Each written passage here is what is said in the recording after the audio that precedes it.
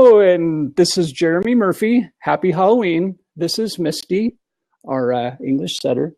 Can you show them your profile, Misty. That's our daughter, Cecilia. And we're here with some Halloween dog tips for you. And I'm going to do these out of order because our dog is already dressed in costume. And her costume is, let's hold her up, Cecilia. She's wearing a banana suit. I would have preferred a shark uniform. That was my preference, but they chose the banana suit. So you can see she's wearing a costume. And, you know, sometimes dogs don't like their costumes. There's Velcro holding this on. So one of the things is, one of the tips from the Dogs Trust of Ireland is do not force your dog to wear a costume if he or she does not wish to. So that is tip number one. We've already broken that one. So I'm going to pause the recording and we're going to go through the other tips. And I'll let Cecilia take our dog for a walk and maybe get the costume off so she doesn't go crazy. So I'm going to pause the recording and we'll resume in a second. Okay, we're back. Misty, your dog, is going for a walk. And my name is Jeremy Murphy. I'm a dog owner and a dog lover from Lincoln, Nebraska in the central United States of America. And I know there are dog lovers all over the world. They're preparing their dogs for Halloween and trying to make sure that you keep your dog safe and take steps to make sure that you keep the dog's anxiety down, because there's a lot more traffic outside on the street and some risks with candy and other consumables that you want to make sure that your dog doesn't get into. So the tips that I've gotten, they're from the Dogs Trust of Ireland. And if you go to Twitter, it's the hashtag is DogsTrust_IE. And I'll put that in the chat here. Dogs Trust, let's see, it'd be at DogsTrust_IE.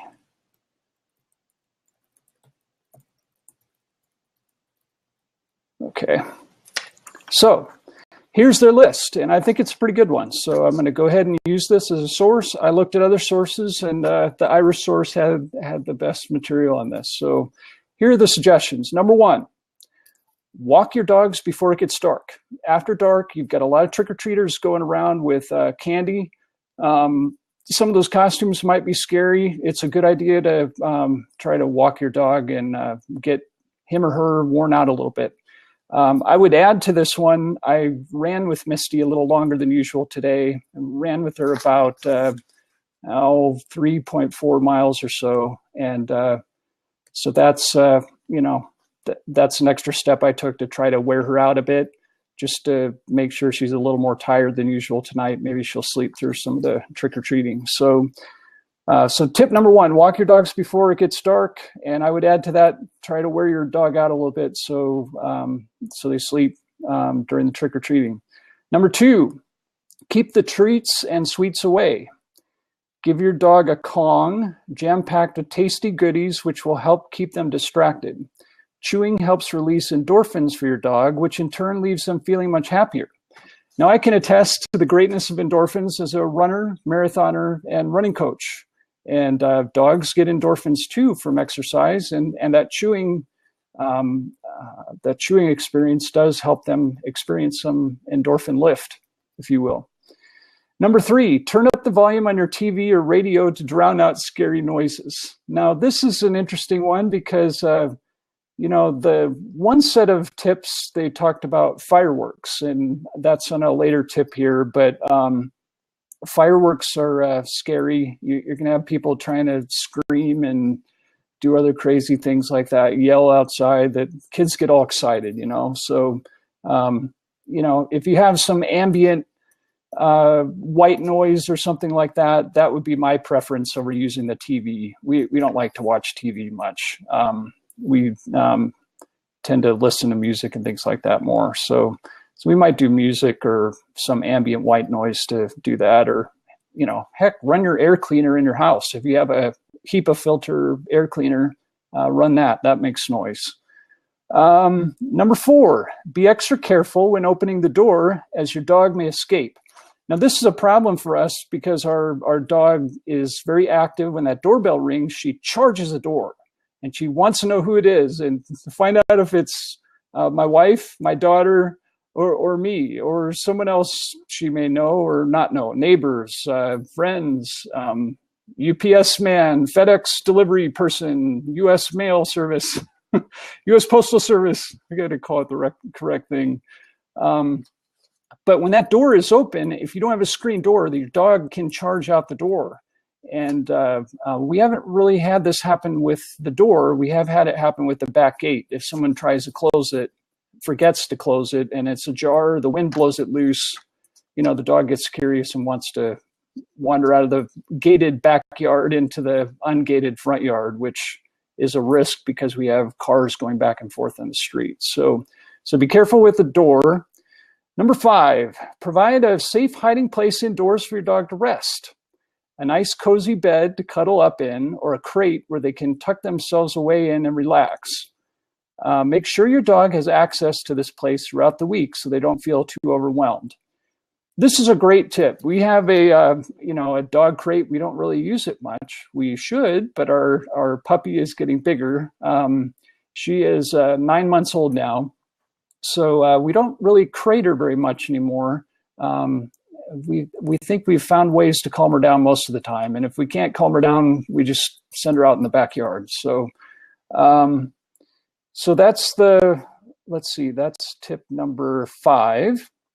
Number 6, we talked about this one at the beginning. I showed you our dog in costume. Don't force your dog to wear fancy dress costumes. Dressing up can be frightening for your dog, and remember that she might not be used to seeing you dressed up with a funny hat or a silly beard. Darn it, I forgot to grow a beard. So take caution not to frighten your dog with your attire. Oh boy, the main thing is you want to make sure that costume is safe. And that part of the issue with the shark costume my wife and daughter considered for our dog is the teeth were not attached very well. And it looked like Misty, our dog, could have chewed some of those teeth off and maybe choking hazard issues. So unfortunately, we're stuck with a banana suit this year. So I think that'll only be a 1-year deal, though. Banana suit's just not a multi-year attractive dog costume, in my opinion. Okay, the next tip, feed your furry friend before the fireworks begin. That way they can settle down for the evening without all the strange noises putting them off their food.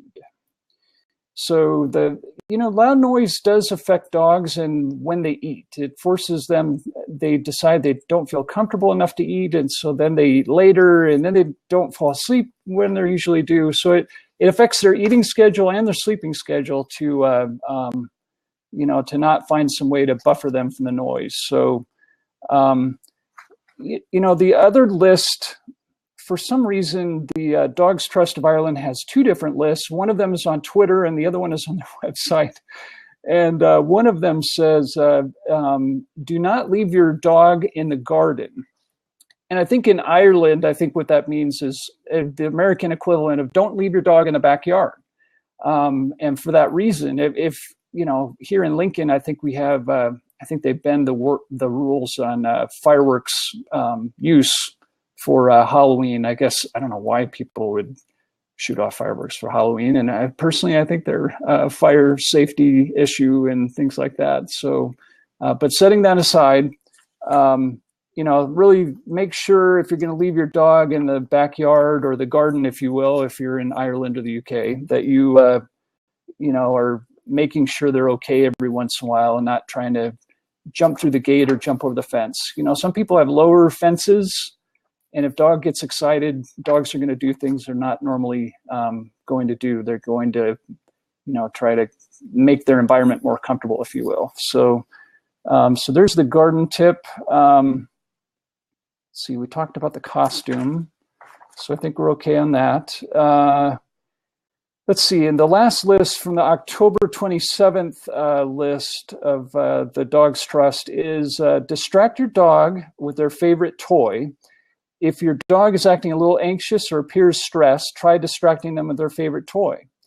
Maybe it's a chicken or a fluffy teddy bear toy. A fun experience will leave your dog with fond memories of Halloween rather than memories of fear. So find out what your dog's favorite toys are, and just try to make sure you have those top 4 or 5 toys surrounding the dog. And if one isn't working, you can rotate to the others, and give your dog something to chew, and that frequently will help. Or give your dog an extra healthy dog treat, if you will, a milk bone or something like that, or rawhide bone, rawhide roll, things like that. Be very careful with the candy. The chocolate and raisins are poisonous to dogs and can cause some serious problems. So be careful with those. Let's see. And it's also advised not to take your dog trick-or-treating. Just not safe to do that. They get too excited. They get, there's too high a risk that they're going to eat the candy, the chocolate, or the raisins, or a wrapper, or something of that nature. So, be careful with making sure that they don't get into those things. So those are all the safety tips that I have for dogs today. We just want to give you some dog tips, and I will enter the website here to get the dog tips if you want to look them up. This is called Treat Your Dog to a Trick-Free Halloween. And the website is dogtrust.ie. That's happening /news. Treat your dog. Dad, you already gave Misty a banana.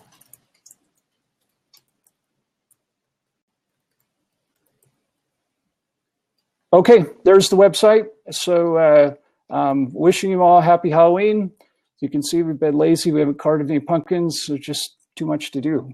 Keeping track of the dog and other projects. And I've got a blog post to write today too. So happy Halloween. Take care. Bye-bye.